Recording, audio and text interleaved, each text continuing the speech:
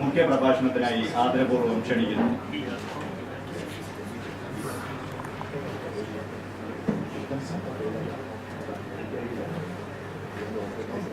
Distinguished dignitaries on the dais and off the dais, and my dear friends.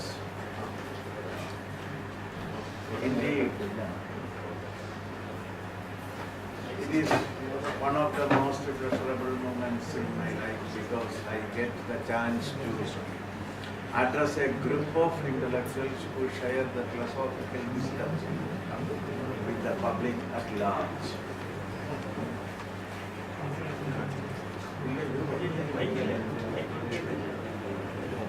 So, some systemic problem.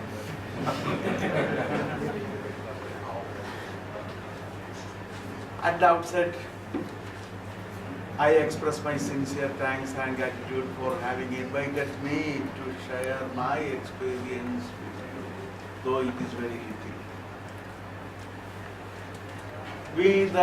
We are of a very small community.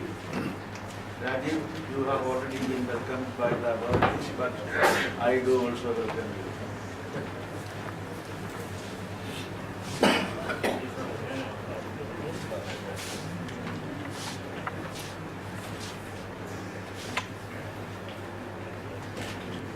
He was a professor apart from the religious head, and he was the chairman of Philosophical Congress. My basic discipline is philosophy. I've been teaching philosophy for the last three decades in various government colleges in Kerala.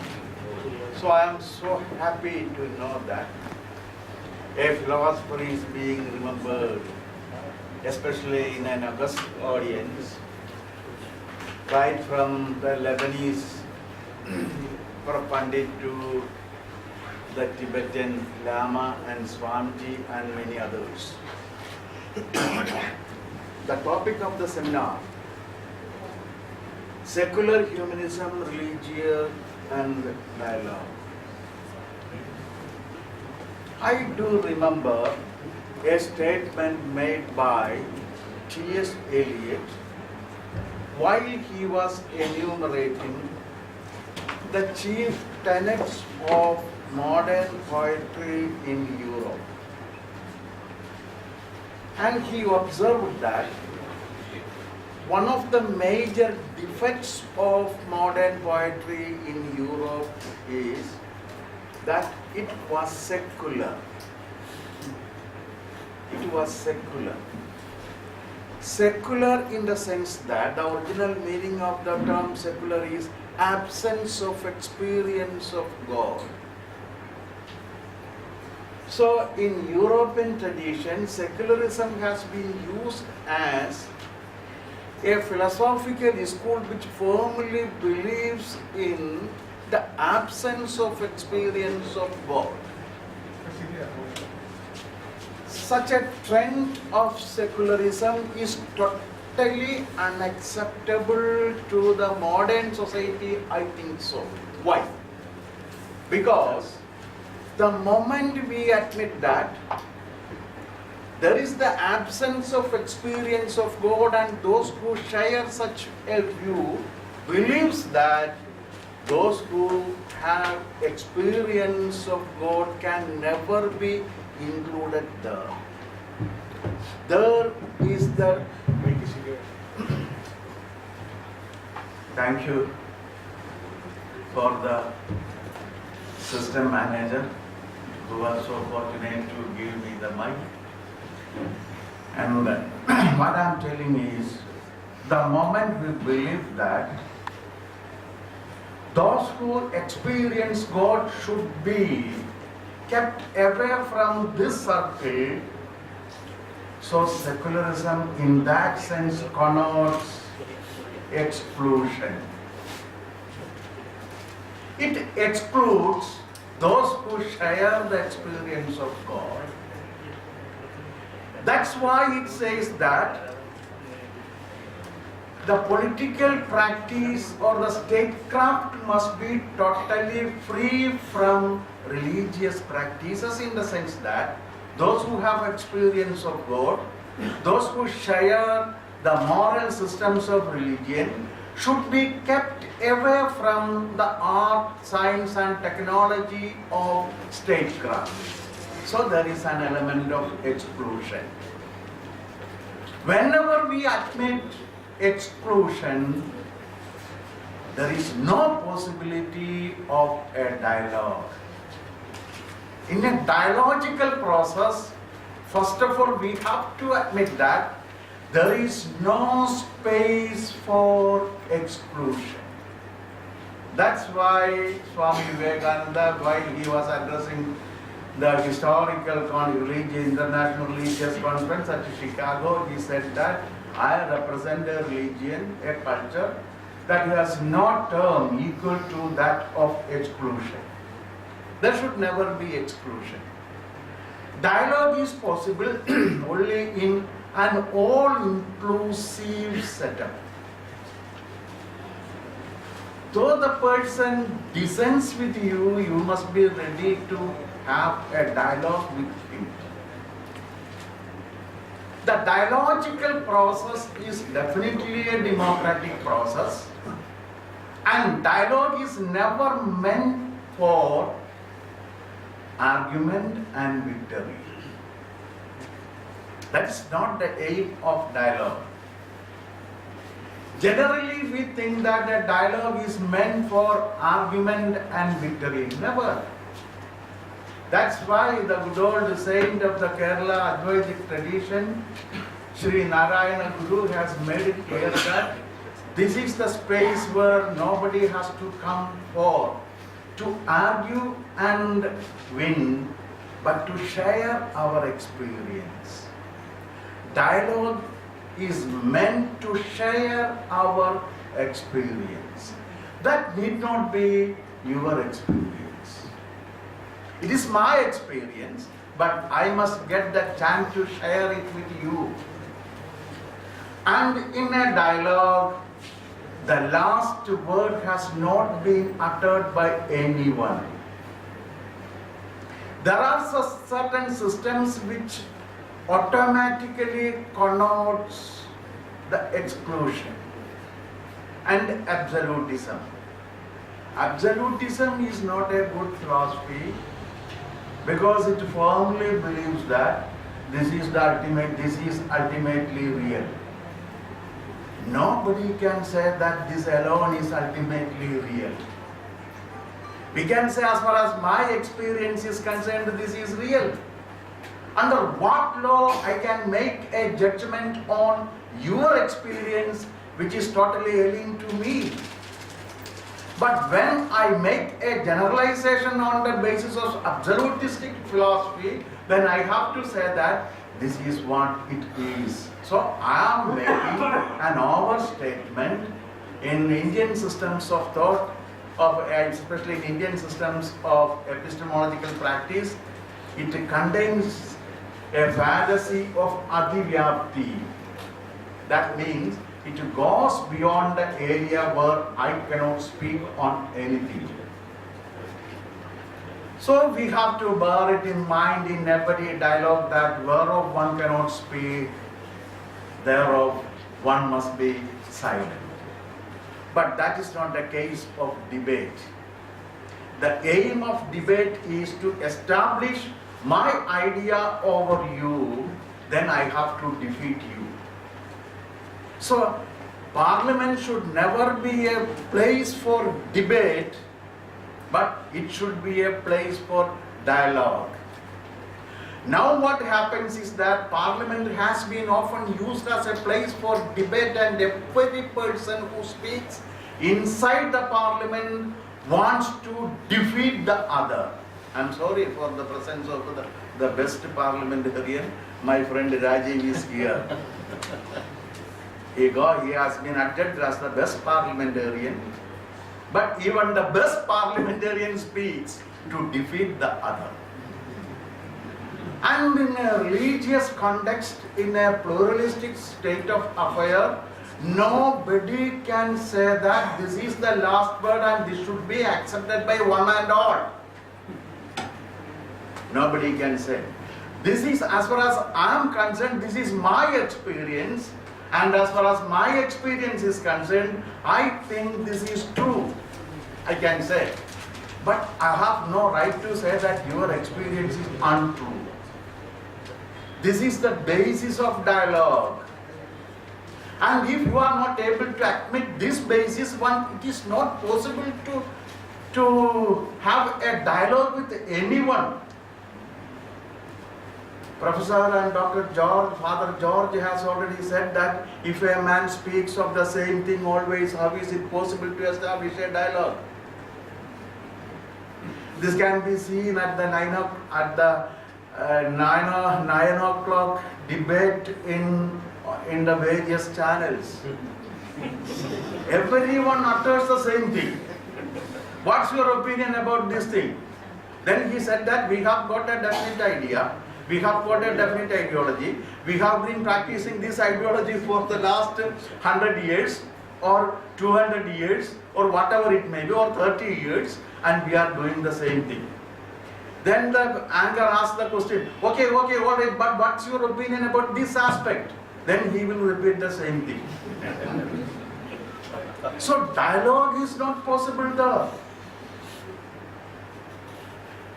When the media shuts the doors for dialogue, their function as media ceases to be zero.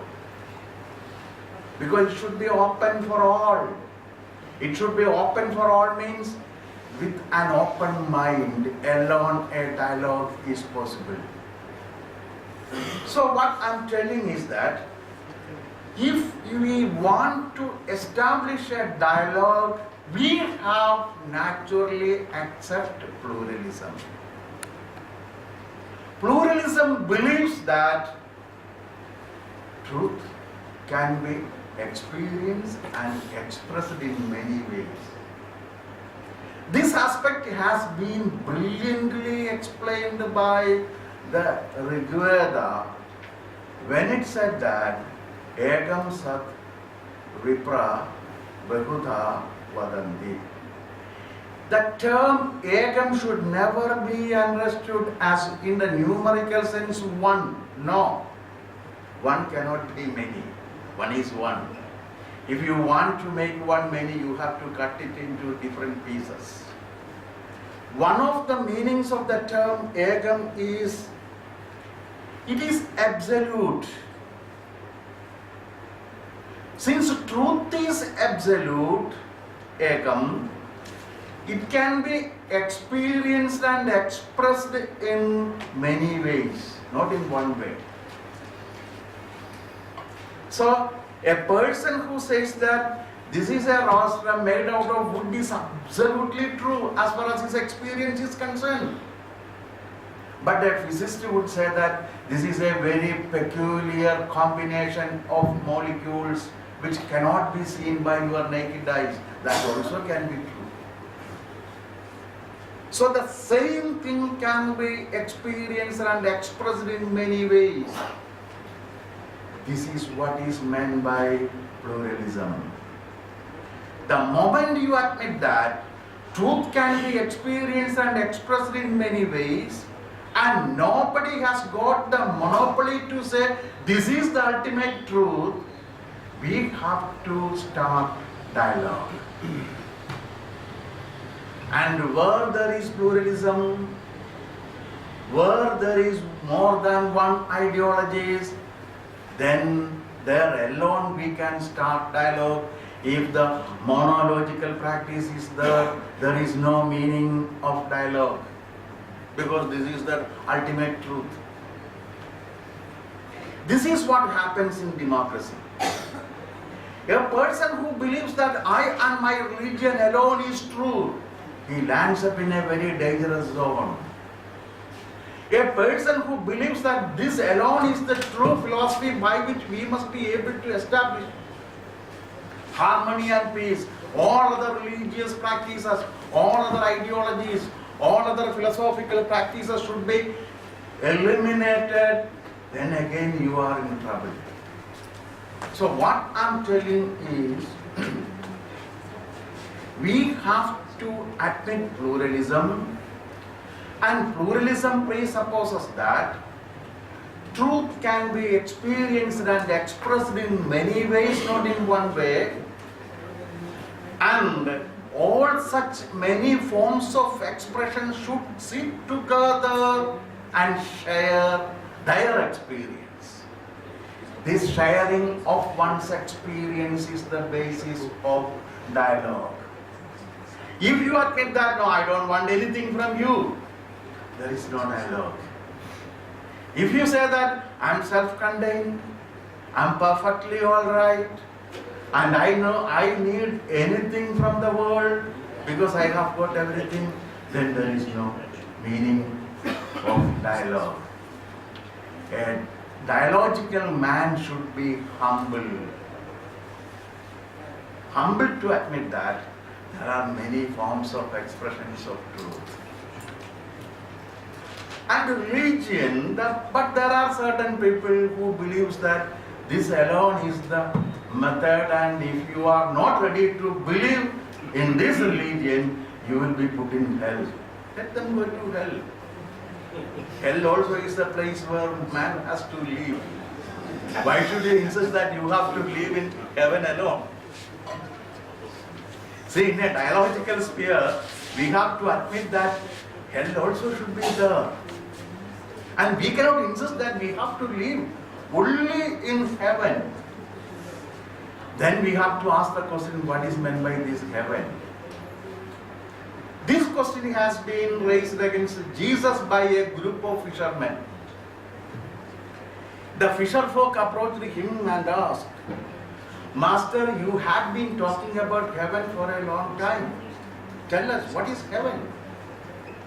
Then he explained, heaven is like a net that includes all fish.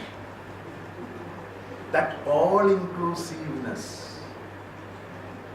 I have thought of myself as a professor of philosophy. If some unfortunate student had ever asked a question, sir, could you please tell me about the all-inclusiveness, then I would have terrorized him by using all the technical terms in philosophy, and that would be the end of asking questions, at least in this life. But Jesus communicated it in a natural manner, and they were fully happy that what is meant by heaven. If you admit that heaven is all-inclusive, then under what law you can exclude somebody? Even a sinner cannot be excluded. Jesus never excluded a sinner. I don't know what is the approach of church, but Jesus never excluded a sinner. He said that a doctor is meant for the patient. So if I am there, yes, they are my friends. The tax collectors, sinners, wolves, etc., they were his friends. He never excluded anyone. That's why dialogue is possible. The same thing happens when, see, in the Bhagavad Gita, Arjuna revealed the Vishwarupa Krishna revealed the Vishwarupa to Arjuna, and he said that, I am the gambling of the cheat. Actually, Arjuna was really landed up in trouble because the gambling that was represented by Shagini, and Arjuna hated Shagini the most. But Lord Krishna said that, that also is within me. That also is part of my experience. So let us not exclude the sinners. The moment we exclude the sinners, we are stopping dialogue. It's a dialogical process. Yes, you please go.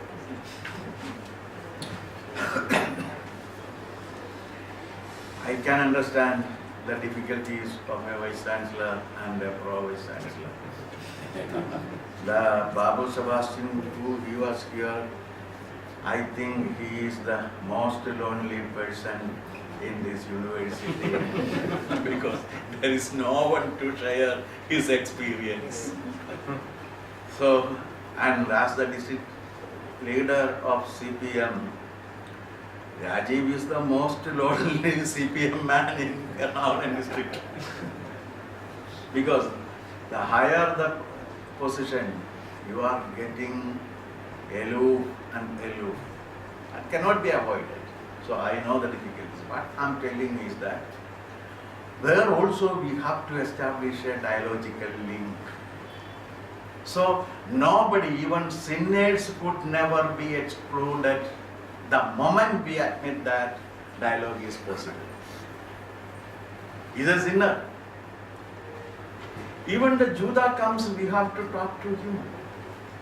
Tell me, brother, what are your problems? We cannot exclude him in toto.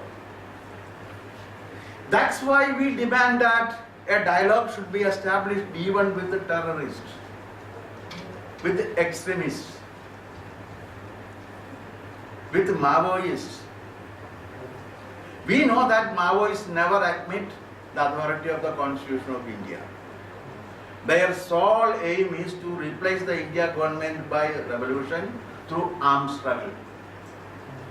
But as a democratic form of government, it is our duty to establish dialogue. Let us come together and have a dialogue. Though they believe in exclusion, as a Democrat, I cannot say that I won't talk to them. This should be the approach of spirituality, I think so. It is time to stop it. So, here the hide and seek game is going on, and it gives sufficient warning to speakers that, okay, this is the time you have to stop it. So, I'm not going into the details. What I'm telling is that we have to avoid the philosophy of exclusion, the philosophy of one-upmanship, the approach of the holier than thou attitude.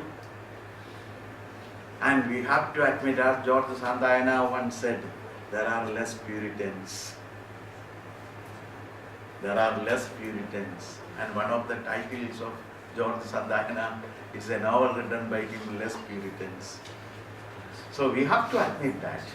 We have to share our experience. Let it be an opportunity to share our experience with the rest. So we have got the eminent personalities and pundits from all over the world. A Lebanese professor who has been teaching philosophy, and a person who teaches philosophy is a very dangerous man. He can argue both ways. He can argue that, see, there is a system of Indian thought, Nyaya system. And here in Kerala, we have got a great Nyaya tradition, and there were experts in that system. And they were very simple, but at the same time, they have got a habit of proving that you are wrong. Your experience is not like that. Suppose you go and meet them in the daylight, they will prove that, no, this is midnight. So you have to go with a torch. And if you approach them at midnight, they will prove that, no, it is daylight, so you need not keep a torch with you. That's why Haridasa has made it clear in his Meghadut that while he gave instructions to the Megha, he said, Megha means not cloud, that's why I am not translating it. Megha, he said that you have to beware of a logician, a philosopher who is sitting somewhere in the area of Bihar, whose name is Dingnagan. Dingnagan is the most famous negative logician. So there are logical systems. Philosophers are always a dangerous group in that sense. But they are here to share their experience and ideas. Let it be a fruitful one. And thank you very much for having invited me to share my experience with you. Thank you.